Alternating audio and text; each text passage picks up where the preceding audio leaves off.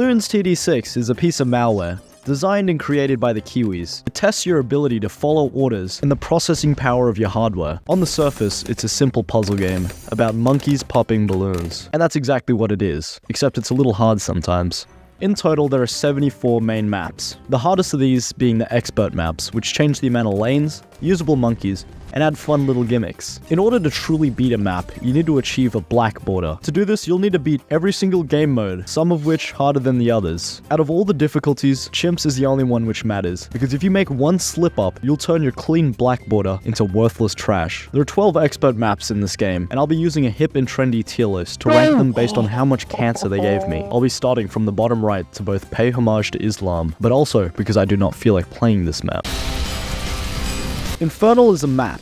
Its gimmicks? I don't know. It's got 2 lanes, and its placements, well, it's got water. It kind of defeats the whole theme of the map. But I guess they're pretty spaced out. But don't all water towers have infinite range? This map's pretty easy, and by making use of the monkey militia with global popping power, we can easily beat every single difficulty. And as for chimps, we're going to start with a sub in Quincy. Then we're going to go into a helicopter and buff it a little, and that's GG. Put that in D. It's common knowledge that water is good, but what if a map was only water? Flooded Valley answers this question, and by pressing down this button, and then both of these buttons, you get one big water. Now the thing about water towers is that they can do everything that any other tower can do, but just better. Want money? Just use the bottom path Buccaneer. Camo? Well, that can just be removed. And leads? Well, you can just pop them. In order to beat chimps, we will have to use the only water-based hero in this game, Brickle. Now this map is pretty easy, until we get to the stage where we're using the top path boat.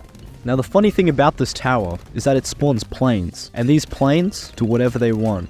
And because of that, I lost a run for no reason. One restart later, and guess what? I won. But still, that only leaves us with a gold border.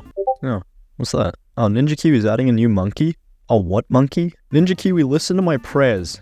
And now, we've been blessed with a new water monkey. Now we can retry this run, using the mer monkey for its pierce and ability to suck up balloons. I'll give that a C. Have you ever wondered what separated a hard map from something easy? Is it the gimmicks? Is it the lanes? Is it the pure genius of Ninja Kiwi, who have carefully crafted a layout that pushes the player's capabilities? In Ravine's case, the challenge comes from the fact that round 7 is physically impossible on chimps. No matter what you do or how perfect your pixel placements are, by the second round you will always leak one red balloon. That was up until version 24, where now if you click this sword 24 times, you can pop that singular balloon. It doesn't stop there though. Let me briefly describe this map. Ravine has 2 entrances and 4 exits, and it comes out looking like this mess. Unlike the past 2 maps, your snipers are blind. In most runs, you will need 2 sets of defenses, practically splitting your budget in half. The only way to beat chimps is with pixel-perfect placements. Leftmost dart touches this corner and set to strong. Middle dart touches this corner and look for the red arc, set to last. And for the bottom right, I don't know. The tutorial was too confusing, so just do what I did and pray. Remember, patience favors the bold. Something, I don't remember. For round 7, upgrade the bottom dart to quick shot, and remember, 1 green, 2 green, 3 green. And that's how you beat round 7. And from there, everything's just a blur. For my run, I just used 2 robo monkeys and abused Geraldo, and with enough luck, you'll make it. Let's go! It'll take a lot of time and a lot of patience, but is it rewarding? No. A brilliant map that tests your skills and monkey knowledge. Did you see what I did there? A double pun. Monkey knowledge and A as in A tier.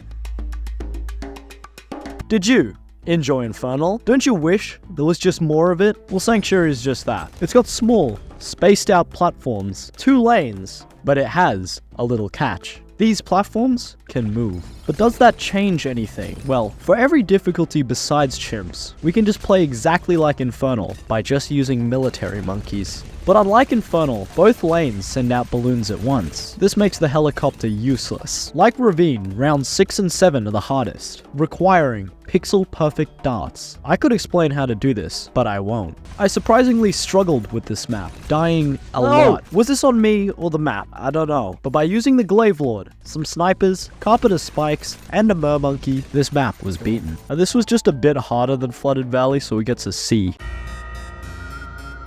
Did you know that Ninja Kiwi hates me? They want me to do bad things. Dark Dungeons was their way of telling me this. Do I know how this map works? No. But will I try and explain this? Sure. There are 4 lanes, which aim to take up as much space as humanly possible, ensuring that you cannot play the game. This 4th lane doesn't work until it does, and now these are the only 2 lanes which work. Oh, also you can do this. This is no practical use and is a worthless feature. There are also 2 spikes, which help a bit in the early game. Now, you may be thinking, chimps? Without being able to sell, every placement on this map must be pixel perfect to ensure that you can actually fit in all of your towers. When you can't sell that dart monkey that you placed on round 7, you better pray that the 500 you lost won't come to haunt you later. That run took me an hour. My memory has blocked all experiences that I've had on this map. Spike Factory, something wizard, I don't know, it's over. By just talking about it, my heart rate has spiked to 110. I've started to foam at the mouth, and I'm visibly shaking. And for that, I'll put it right next to Ravine. Pop quiz. Can this temple, with over $300,000 worth of sacrifices, powered by the literal sun, stop the singular red balloon? Glacial Trail has the ability to stop any tower. When you place down a tower, a timer starts, and after 10 rounds, that tower will freeze, making it useless. No popping, no abilities, and you can't even sell it. Now let's just say, hypothetically, that you placed all your main defense towers in quick succession. Now, it's the mid-90s, you've dumped all your money into these towers, and have nothing left. Then 98 hits. There is a glimmer of hope though. This is a singular lane map, meaning we can make use of the Spike Factory. The Perma-Spike Factory does not place permanent spikes, but it does place spikes that last 4 rounds. That means it can even endure the winter. There is very little space on this map, and the rest of this space has no real line of sight. But none of that matters, because puzzles are not real when you're using a tower that builds a wall that stops all balloons from exiting. Easy B tier, carried by the perma spikes. This map is named #ouch because it's shaped like a hashtag. Many people rank this map as very difficult and challenging, which I do not understand, as I am a major fan of this new car-centric society. I actually enjoyed playing this map because it allows me to use the towers that Ninja Kiwi added, instead of only having to use military monkeys. There's plenty of space on this map, but the challenge comes from the distance between these lanes, and the fact that there are 4 of them all going at once. The one purchasable on this map makes a huge difference. The best location on this map is the center. This center is waterlogged, but we are even given the opportunity to drain it. I really enjoy this variety and freedom to actually play the game. Water strategies such as sub-spam work just as equally as ninja spam. This map is difficult due to range issues, but don't get me wrong, even the best of towers will struggle to cover Bloons coming from this many angles. I'll put this low A, but it's still a map I really enjoy, visually and gameplay wise. Muddy Puddles is very similar to Ouch, having 4 lanes. This time, however, there's no sweet spot that allows towers to hit all 4 lanes. This may seem scary, but luckily, only 1 lane is active per round. If multiple lanes moved at once, this map would be crazy difficult. But luckily, Ninja Kiwi is full of nice people that would never do anything of this sort. I used the helicopter to beat this map. But other notable towers include snipers, mortars, and subs, because they can cover all 4 lanes, and there's no line of sight issues, because that would be ludicrous. Pretty challenging map, but like Ouch, I enjoy being able to play the game. B tier. Dark Castle is not an expert map, and as such does not deserve a fair ranking. This map was made for infants. 1 is hard. Like Ouch, it's got 4 lanes, all spewing out balloons at once. Each one of these things send balloons that cross 2 curves until they reach the opposite side. There's 4 of them, and they overlap. But overlapping is good, because it means we can lock down all lanes with 2 spike factories and a couple wizards. Now tell me, which lane did I leak in? How am I meant to know how I lost? This overlapping in lanes creates dense what is even happening type situations. Spike factories and wizards are good, but other things are needed. The middle path boat has cannons, which fire from both sides, which can deal with big clumps of balloons. And its ability to grab Moabs is kinda handy. This setup with a couple stalls carried most of my runs. The simplicity of this map's very deceiving. These extremely short lanes make this map dangerous. But there's only one map harder than this. Oh, also you can open these things up for 1,500. I'm gonna save S for later, put this at the top of A tier. Workshop has the ability to do something that no other map can do, which is making balloons faster. This map consists of 2 lanes. It's very simple. Just one straight line for all balloons, and this little thing for the Moabs. If that was it, this map would be pretty high up because of its short track leg and the speed thing. But luckily Ninja Kiwi added something to make this a bit more manageable. There are 2 buttons. One makes the balloons slower for 30 seconds, and the second one opens up all of these loops, creating a much longer lane, which lasts for 20 seconds. The first activation is completely free, but after that, the cost is determined by this. But even without these, there's only one exit, so we can just chuck some spikes down, and that sorts the mid-game. I used a Robo Monkey to pop everything else, and just the normal stalling tactic that I've pretty much used in every single Chimps run. The buttons add a little something to this map, but still, a single lane map is a single lane map, except it has 2 lanes, which merge. That I beat it. B for Bloons. I have a confession. I lied. I was fine playing Glacial Valley, and the only reason I went right to left was because of this map. This map is the pinnacle of Bloons. It's the hardest challenge that any monkey has to face. It's muddy puddles with an extra lane. Each round, 2 lanes send balloons, starting from opposite sides moving towards the center. In the center lane, they overlap, causing huge dense things. Can you see how this makes this one of the hardest maps ever? The average tower can barely cover a section of a lane, let alone 6 of them spread out or super clumped. And to add insult to injury, there's a massive boulder in the center, blocking some good monkey real estate and also blocking line of sight. Luckily, if it's too much of an issue, you can just remove it. Ninja Kiwi are bad people. Even using my best instas, I still struggled. Now, onto one of the hardest challenges that this game has to offer.